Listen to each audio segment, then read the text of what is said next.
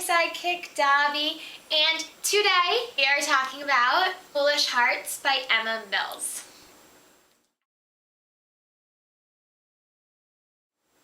I got this book at YALLFest last month, and it says on it that it's an arc that came out in October, but apparently it just came out December 5th. So if you saw my November wrap-up and I said that this had already come out, I lied.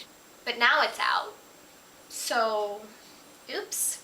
Anyway, this book is about a girl named Claudia who is starting her senior year at a private school, an all-girls school. And at a party before the school, she overhears these two girls that were like the it couple at the school break up. One of the girls kind of threatens her that if she tells anybody about it, she'll basically ruin her. She ends up being paired up with that girl at a project in school, but they don't work that well together and end up not getting a good grade.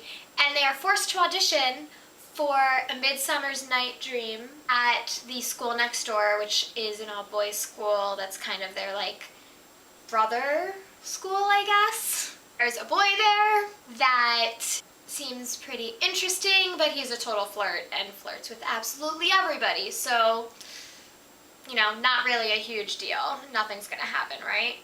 Right? Meanwhile, her best friend goes to public school and she kind of wishes that she could just be at school with her best friend, but apparently that's not really an option. Yeah, it was cute. It was not my favorite read. I gave it 4 stars. I didn't love it.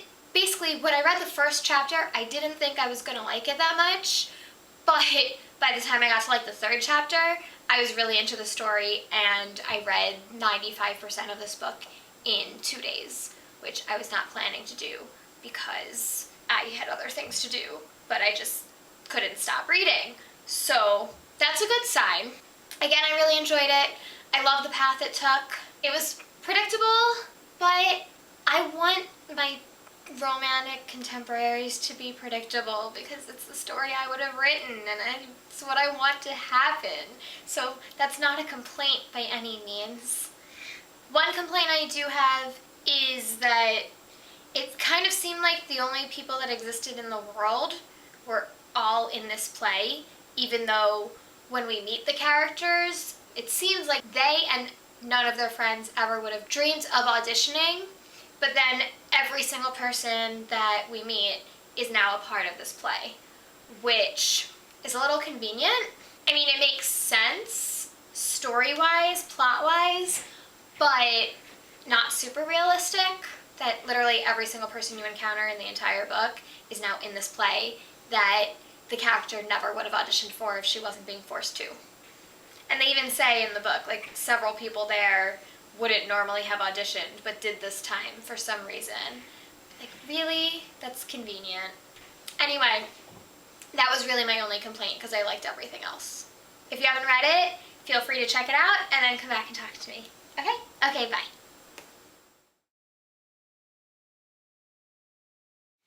Alright, I honestly don't have that much to say about this one. I did like it, but it wasn't super memorable.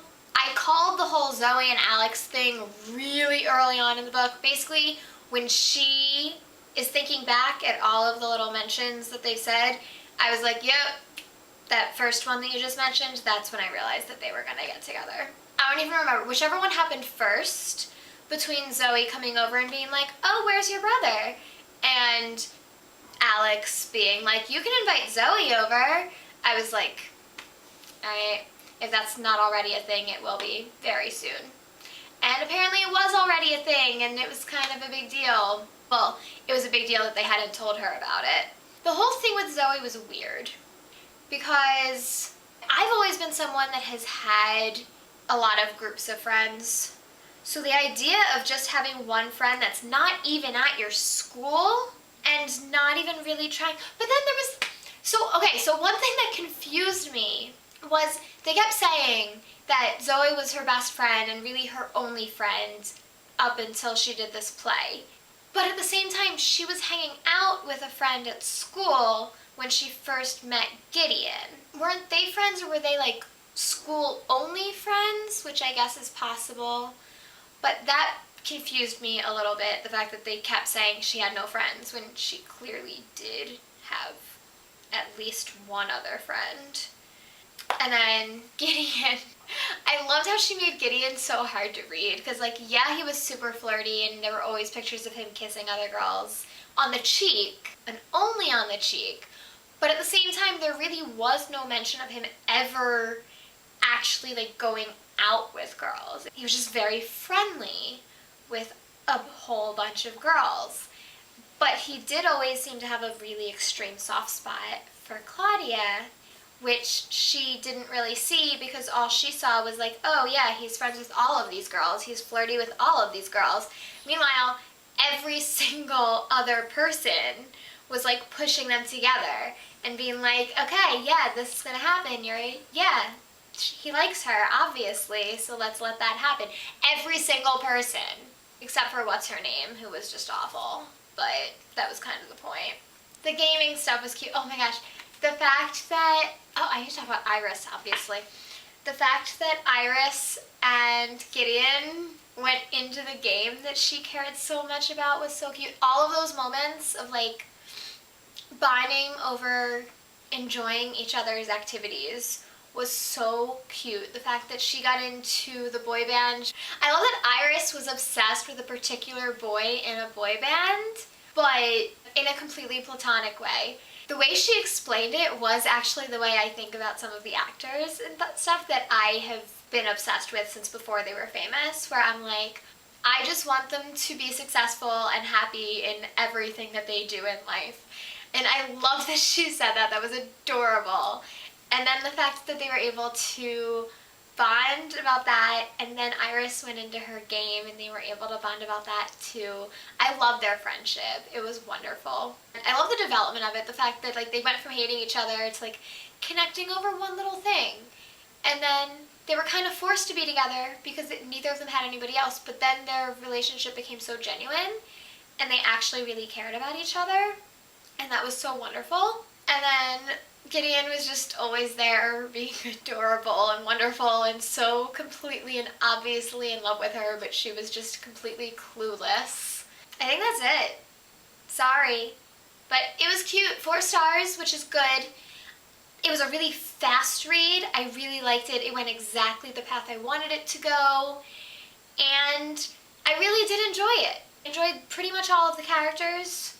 And it was a little bit on the mushier side, and there were some things that were unrealistic and very convenient, but for what I wanted, I just wanted a cutesy, easy read, and that's what it was, and I enjoyed it for that reason. And that is it. If you like this video, don't forget to give me a thumbs up. You can follow me on Twitter at ReaderGonnaRead, and you can subscribe by clicking down there or up there. I will talk to you next time. Goodbye! We're gonna do one more. Hey, Ellie and Dobby here. Like the video? Come subscribe. Do it right now. Click it.